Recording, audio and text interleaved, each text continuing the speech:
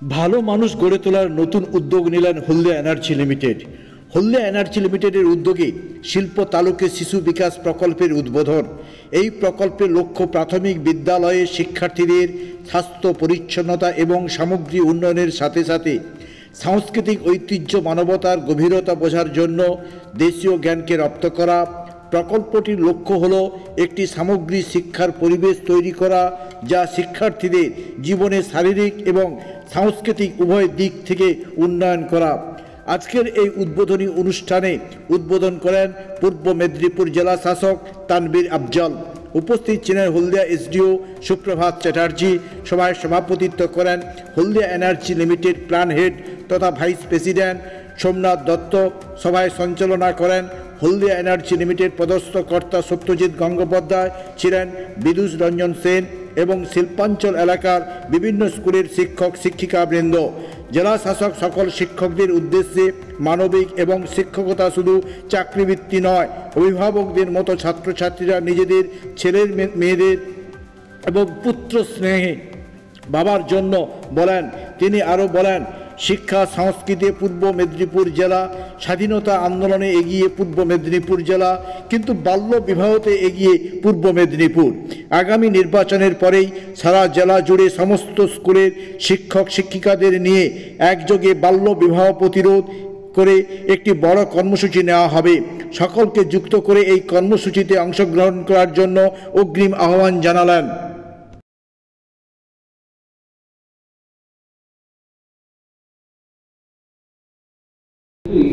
অনেক ভালো কন্ডিশন, সুতরাং এইগুলো তো দেওয়াটা থাকবে, জারি থাকবে, সেটা উদ্দেশ্য না। আজকে এই অনুষ্ঠানটার মেন মুখ্য উদ্দেশ্য হচ্ছে যে স্কুলের যে সব সাইড আছে, যে মানুষের বাচ্চাগুলো শিশুগুলোকে বিকাশ, মানসিক বিকাশটাকে আমরা আরো কিছু করতে পারি কিনা।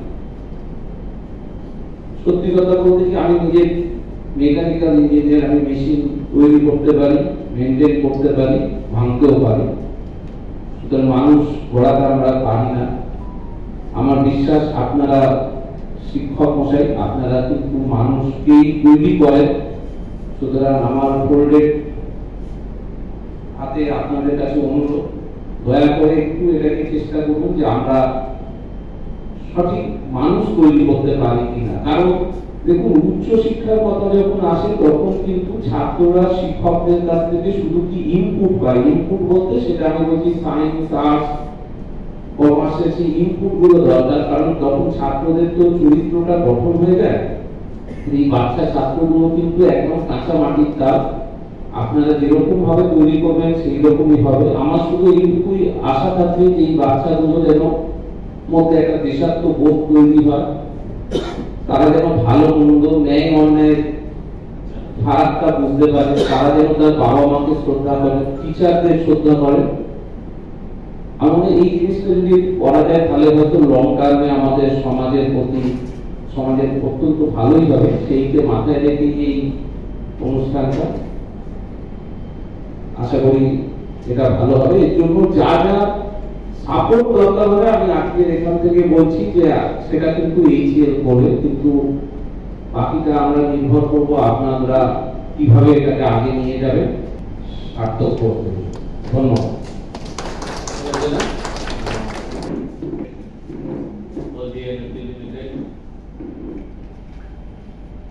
এসডিও হলদিয়া এবং আমার সামনে মাননীয় শিক্ষক শিক্ষিকাগণ এবং অন্যান্য যারা আজকে এখানে উপস্থিত হয়েছেন, সবাইকে আমার পক্ষ থেকে এবং আমার জেলা প্রশাসনের পক্ষ থেকে সবাইকে আন্তরিক শুভেচ্ছা, ভালোবাসা, নমস্কার, সালাম জানাই। হলদিয়া এনার্জি লিমিটেড তাদের সিএসআর এর মাধ্যমে বিগত দিনগুলিতে অনেক ভালো কাজ করেছে আমি জানি। যেমন একটু আগে প্ল্যান্টেড বলছিলেন, স্মার্ট ক্লাসরুম থেকে শুরু করে কিছু অ্যাডিক্টাল ক্লাসরুম তৈরি করা, বিভিন্ন ধরনের কাজ যেটা আমাদের শিক্ষা ব্যবস্থা যে আরো স্ট্রেনথেন করতে পারে, তারা কিন্তু এই কাজের সাথে যুক্ত আছে। এবং আজকে যে প্রকল্পটা উদ্বোধন ওনারা করবেন প্রাইমারি স্কুলকে নিয়ে, সেটাও কিন্তু একটাই লক্ষ্য যে আমরা কি করে ভালো মানুষ করতে পারি। ছাত্র আমরা খুব ভালো করছি, দারুণ দারুণ নম্বর পায় লোকজন, এখন এমন নম্বর পায় যে নিজের মার্কশিটটা লুকিয়ে দিতে, যে আমরা তো কোনোদিন যখন পরীক্ষা দিয়েছিলাম অত নম্বর তো আমরা পাইনি।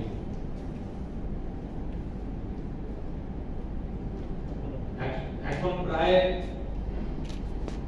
100-তে 100-র কাছাকাছি চলে গেছে। আমি ঠাট্টা করে বলি যে ওই দিনটা খুব একটা দূরে নয় যখন 100-র উপরে হয়তো 105 দেবেন, তখন বলবে যে হ্যাঁ ছাত্রকে শিক্ষক থেকেও বেশি যায়, তাই তাকে 100-র মধ্যে রাখতে পারলাম না, 105 দিয়ে মার্কস পাচ্ছে, জীবনে হয়তো ভালো করছে, কিন্তু কত ভালো মানুষ আমরা তৈরি করতে পারছি এটা কিন্তু বিবেচনা করার কিন্তু একটা প্রয়োজন আছে, সময় এসেছে। ইভেন একটা ট্রেন্ড দেখছি যে একটা নোবেল প্রফেশনের সাথে যুক্ত যারা আছেন, শিক্ষক শিক্ষিকা, আমি গর্বের সাথে বলি যে আমি এক শিক্ষকের ছেলে। আমার বাবা স্কুলে পড়িয়েছেন, কলেজে পড়িয়েছেন, তারপরে পাবলিক সার্ভিস কমিশনের মেম্বার হয়ে রিটায়ার করেছিলেন বহু আগে, রিটায়ার করেছিলেন 95 সালে। এতদিন পরেও যারা আমাকে চেনে তার মধ্যে 50% তো কম মিনিমাম হবে যারা আমাকে প্রফেসর আফজালের ছেলে হিসাবে চেনে, নট অ্যাজ তানভীর আফজাল যে ডব্লিউবিসিএস এক্সিকিউটিভ অফিসার আছে বা আজকে একটা জেলা শাসক আছে। I know the সম্মান, I have seen that সম্মান যেটা তার চাকরি জীবনে তিনি পেয়ে এসেছেন। আমাকে অন্য জায়গায় আমার কোনো আদর্শ খুঁজতে হয় না, আমার আদর্শ কিন্তু আমার শিক্ষক বাবা। কিন্তু আজকে কি কোথাও আমরা একটু হারিয়ে যাচ্ছি? কোন বাচ্চাদের তৈরি করবে এই শিক্ষকরা? পেপার আপনারাও পড়েন, পেপার আমিও পড়ি। শিক্ষকদের এগেইনস্টে আমি বলছি একটা সেকশন, সবাই কিন্তু নয়, কেউ এটা ভুল ভাববেন। যাদের এগেইনস্টে পক্সো কেস হচ্ছে, পক্সো কেস কি জানেন তো?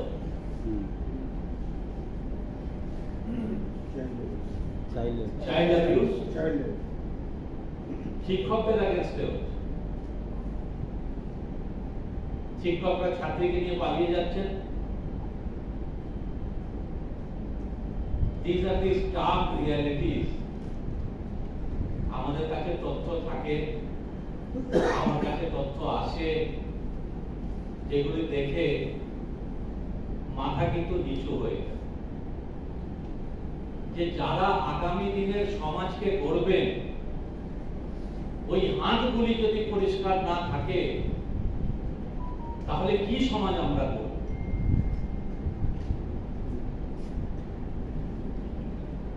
আজকে কিন্তু বিবেচনা করার সময় এসেছে। যেমন এটা একদিক যে একটা সেকশন নিজেরা খুব খারাপ কাজের সাথে জড়িয়ে যাচ্ছে, আর যেটা একটা ব্যাড প্রেসিডেন্ট, ব্যাড এক্সাম্পল গোটা সমাজের কাছে আজকে উঠে আসছে। সেখানে দাঁড়িয়ে কি বিশাল রোল আপনাদের প্লে করতে হবে কেউ কোনোদিন ভেবেছেন? শুধু সিলেবাস শেষ করিয়ে দেওয়া, শুধু কিছু নম্বর দিয়ে দেওয়া? আজকে ঢালাও ইনফরমেশন আছে আমাদের, ইনফরমেশনের বন্যা বলতে পারে, আনফিল্টার। কোনটা ভালো, কোনটা খারাপ, কোনটা পড়তে হবে, কোনটা দেখতে হবে, আমরা কেউ কোনোদিন আমাদের ছাত্রছাত্রীদের বোঝাই তো? ইন্টারনেটের মাধ্যমে ভালো খারাপ সবকিছু বাজারে আছে। যারা ওখানে পড়ছে আমাদের ছেলে মেয়েদের মতনই তো আছে, ওই বয়স, তার থেকে একটু ছোট, তার থেকে একটু বড়, আমার ছেলে মেয়েও তো আছে। ওদের হাতে যখন মোবাইল থাকে, যখন কম্পিউটার থাকে, যখন ট্যাবলেট থাকে, আমরা কি ঢালাও ছেড়ে দিই? না একটু বকাবকি করি যে সবসময় কেন মোবাইল নিয়ে আসিস, কি দেখছিস দেখা তো? যেহেতু আমার ছেলে মেয়ে আছে, সে যেন ভুল পথে না হাঁটে, তার জন্য বাবা মা আছে। কিন্তু যে স্কুলে গিয়ে আমি পড়াচ্ছি, সেই স্কুলে ছেলে মেয়ে আমার ছেলে মেয়ের মতো নয়, এটা আমরা কোনোদিন ভাবি? সেটা যদি ভাবতে শুরু করি তাহলে কিন্তু আজকে ওদের বলার প্রয়োজন আছে যে কোনটা তারা দেখবে, কোনটা তারা দেখবে না। পিটিএম হলে তার বাবা মাকে বলতে হবে, কেন আপনাদের থেকে ভালো একটি ছেলে ভালো করছে, খারাপ করছে, তার কি রকম দৃষ্টিভঙ্গি, কি রকম ক্যারেক্টার, তার growth over a period of time, আমি তো মনে করি যে বাবা মা থেকেও ভালো শিক্ষক শিক্ষিকারা বলে দিতে পারবেন যে ছেলে ঠিকঠাক পথে হাঁটছে না অন্যরকম কিছু একটা ব্যাপার আছে। এই জায়গা কিন্তু আমরা দেখছি, কেন এই আনফিল্টার্ড ইনফরমেশন কত যে ক্ষতি করে দিচ্ছে ছেলে মেয়েদের, বিশেষ করে মেয়েদের, এটা কি এখন বুঝতে পারছি। যখন নিজের ছেলে মেয়েদের সাথে যখন এটা ঘটবে, তখন থানা ছুটবেন, প্রশাসনের কাছে আসবেন। কিন্তু যখন আপনার কাছে সেই সুযোগটা ছিল যে আপনার ছেলে, আপনার মেয়ে সহ আপনার ছাত্রছাত্রীকে যদি আপনি বোঝাতে পারতেন যে কোনটা খারাপ, কোনটা ভালো, তাহলে ওই ঘটনাটি ঘটতো না।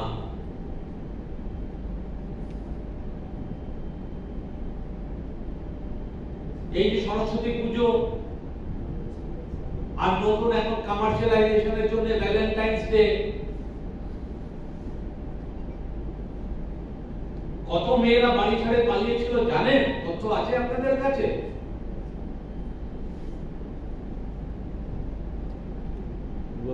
স্কুল গোয়িং মেয়ে এগিয়ে আছে, কাছে এসপির কাছ থেকে রিপোর্ট আছে, ডিভিশনাল কমিশনারকে দিতে হয়, আমার কাছে আছে, আমি সংখ্যাটা বলছি।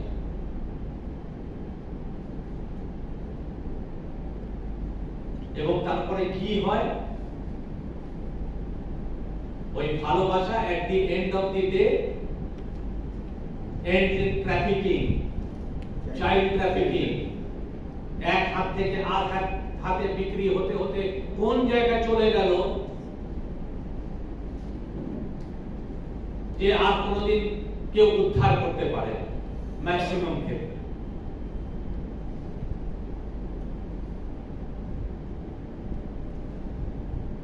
এইগুলি আমরা বোঝাবো না, এইগুলি আমরা বলবো না, এইগুলি আমরা দেখবো না। ভালো খারাপ কি আছে আমাদের ছেলে মেয়েদের যারা আমার স্কুলে পড়ছে তাদের সচেতন করবো না। সিলেবাসের মধ্যে অল্প একটু সময় কোনো একটা অ্যাসেম্বলিতে 10 মিনিট এটা নিয়ে হেডমাস্টার মশাই বলতে পারবেন না? যদি না করতে পারেন, আমি জেলা শাসক হিসাবে বলছি, ছেড়ে দেন। ওই পদে থাকার আপনার যোগ্যতা নেই।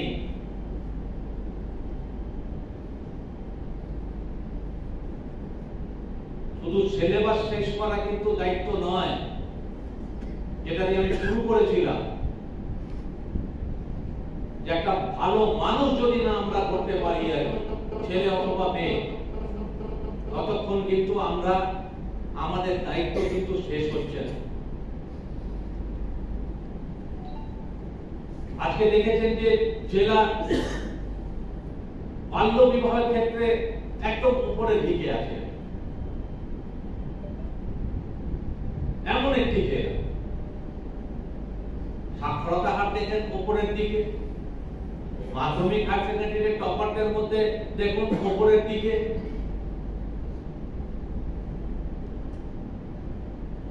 শহীদ মাতঙ্গিনীর জেলা, তাম্রলিপ্ত সরকার যেখানে গঠন হয়েছিল,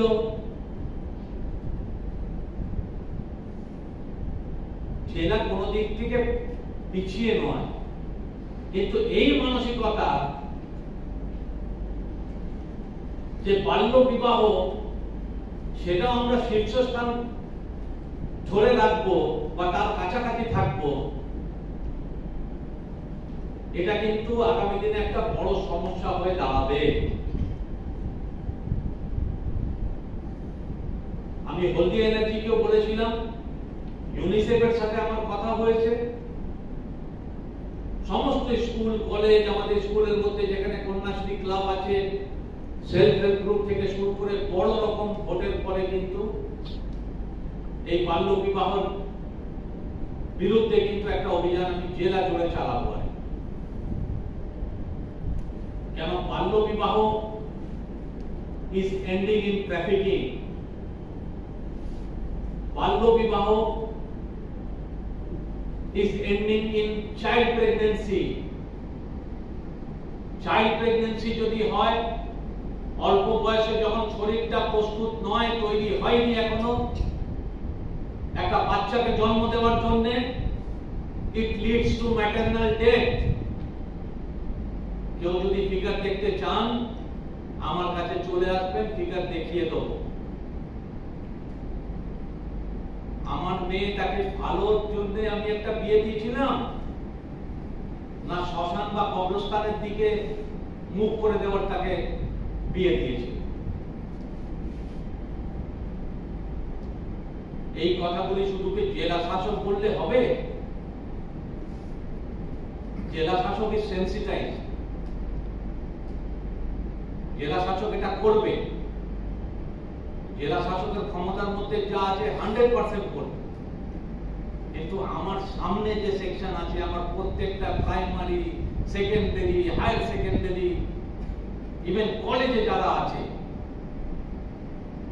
তারা যদি না এগিয়ে আসেন, তারা যদি আজকে সহযোগিতা না করেন, তারা তাদের যদি ছেলে মেয়েদের সেন্সিটাইজ না করেন, তাহলে কিন্তু প্রশাসনকে দিয়ে, প্রশাসনিক কিছু আইন কানুন দিয়ে এটা রোধ করা যাবে না। Cigarette smoking is dangerous to health. সিগারেটের প্যাকেটের উপরে কঙ্কাল টঙ্কাল থেকে শুরু করে কোন একটা সিনেমা হলে যান, ক্যান্সার আক্রান্ত পুরো গাল কেটে দিয়েছে, জিভ নেই, কত রকম ছবি দেখা যায়।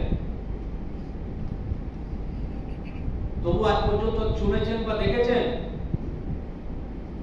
যে সিগারেট যে কোম্পানি তৈরি করছিল বন্ধ হয়ে গেছে, তালা চাবি, লোকজন সিগারেট খেতে ছেড়ে দিয়েছে, বিড়ির কারবার বন্ধ হয়ে গেছে, বড় বড় বিড়ির মালিক যারা আছে আর কি মুর্শিদাবাদ অন্যান্য জেলাতে তালা চাবি তাদের লেগে গেছে, কোনোদিন হয় না। আইন কানুন আছে, আইন কানুনের প্রয়োগ করতে হবে, কঠোর আমাদের হতে হবে, সবটাই হবে। কিন্তু মানুষকে যদি আমরা সচেতন না করতে পারি, যদি বোঝাতে না পারি, ভালো খারাপ কি আছে যদি দেখাতে না পারি,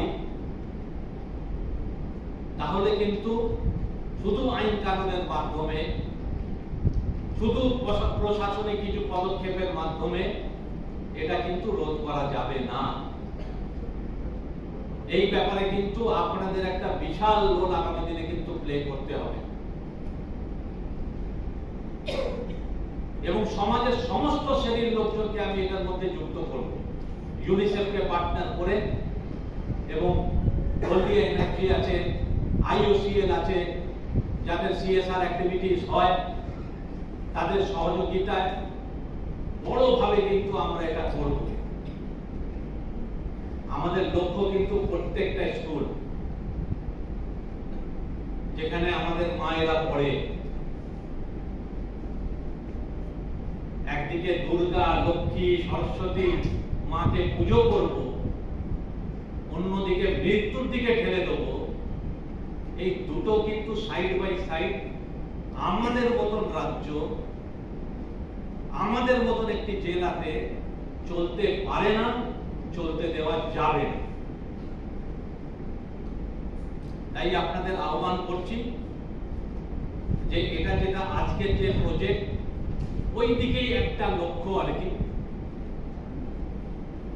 যে ভালো মানুষ যদি আমরা করতে পারি, সব দিক থেকে যদি তাকে সেন্সিটাইজ করতে পারি, তাহলে কিন্তু আগামী দিনে আমার এই ছেলেমেয়েরাই কিন্তু প্রতিরোধ হয়ে দাঁড়াবে। অনেক সময় আমরা শুধু সেন্সিটাইজ করি মেয়েদের, ছেলেদের কথা আমরা ভুলে যাই।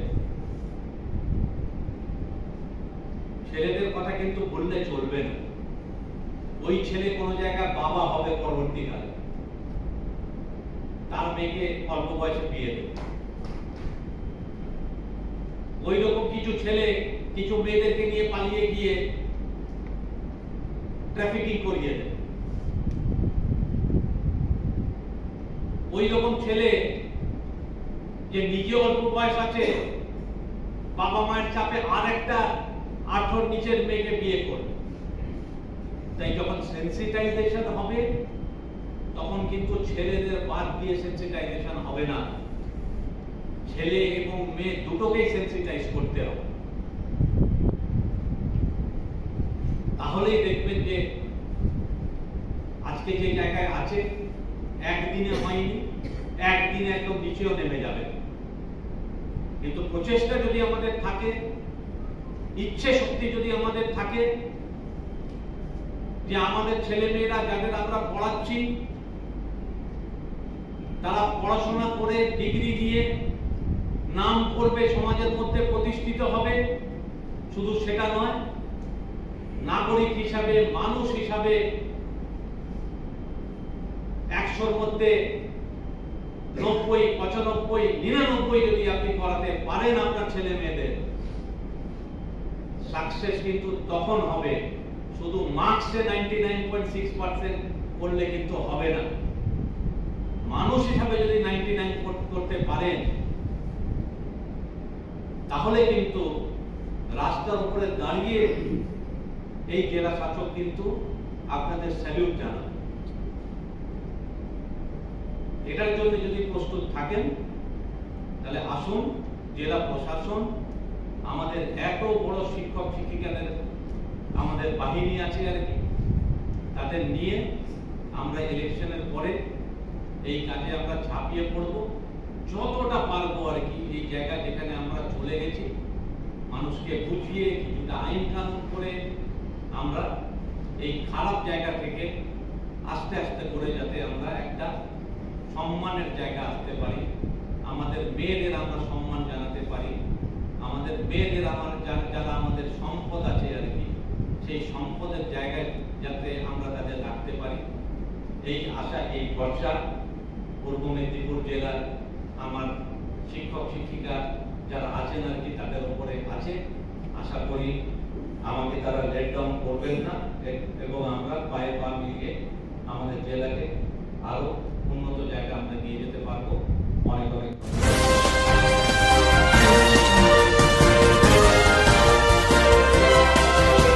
হ্যাঁ, খুবই ভালো লাগছে। আমরা আন্তরিকভাবে কৃতজ্ঞ হলদিয়া এনার্জি লিমিটেডের কাছে।